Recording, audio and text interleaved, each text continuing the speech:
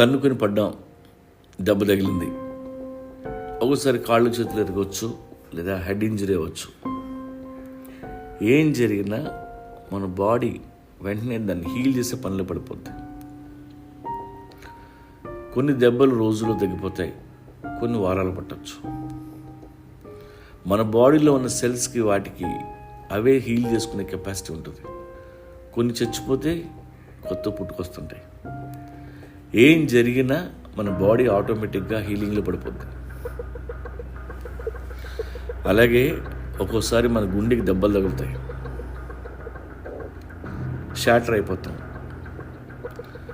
కన్న తండ్రి చనిపోవచ్చు, కష్టపడిందంతా గంగలో కలిసిపోవచ్చు, నమ్మిన వాళ్ళు మోసం చేయొచ్చు. వీటిని మనమే నయం చేసుకోవాలి. వీటిని నయం చేసే శక్తి మన చేతిలో ఉంది. ఏం జరిగినా, ఎంత అనర్థం జరిగినా హీలింగ్ టైం ఎక్కువ పెట్టుకోకూడదు. మెంటల్ స్ట్రెంగ్త్ ఉండాలి. రోజుల తరబడి ఏడుస్తూ కూర్చోవద్దు. ఎంత ఏడ్చినా ఉపయోగం లేనప్పుడు, జరిగిన నష్టం భర్తీ కానప్పుడు ఎందుకు ఆటం? వీళ్ళని త్వరగా అందులో నుంచి బయటకు వచ్చాయి. ఒక్కరి ఓదార్పు కోసం ఎదురు చూడొద్దు. అసలు ఎవరూ మనల్ని ఓదార్చకూడదు. మనల్ని మనమే ఓదార్చుకోవాలి. మనకి మనమే ధైర్యం చెప్పుకోవాలి. కష్టం వచ్చినప్పుడు గట్టిగా ఏడు తప్పలేదు, కానీ వెంటనే పనులు పడిపో.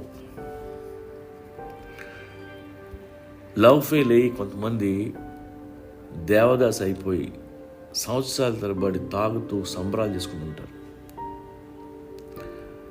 దయచేసి అనర్థానికి సెలబ్రేషన్స్ పెట్టద్దు. అవన్నీ పిచ్చిపోయి సింపతి కోరుకునే వాళ్ళు, జాబ్లెస్ పీపుల్ చేసే పనులు.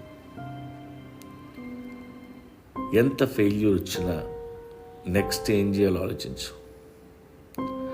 హీలింగ్ టైం ఎప్పుడూ ఎక్స్టెండ్ చేయొద్దు.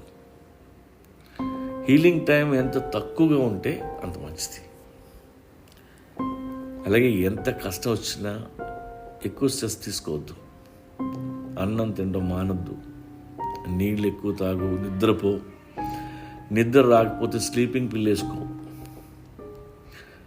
కానీ మన బాడీకి కావాల్సిన ఫ్యూయల్ దానికి ఇవ్వాలి. అలా ఇస్తేనే మనం రికవర్ అవుతాం. ఏం జరిగినా నెక్స్ట్ ఏం చేయాలో ఆలోచించు. నువ్వు చనిపోతున్నాను గంట ముందు నీకు తెలిసినా సరే, నెక్స్ట్ ఏం చేయాలో చేసే. ఇవన్నీ మనం బతికుండడం వల్ల వచ్చిన సమస్యలు. ఏం చేస్తాం? ఈ ఊపిరి వదిలేంత వరకు మనకి కష్టాలు తప్ప. సో మనల్ని మనమే హీల్ చేసుకోవాలి. హీలింగ్ పీరియడ్ ఎంత తక్కువగా పెట్టుకుంటే అంత మంచిది.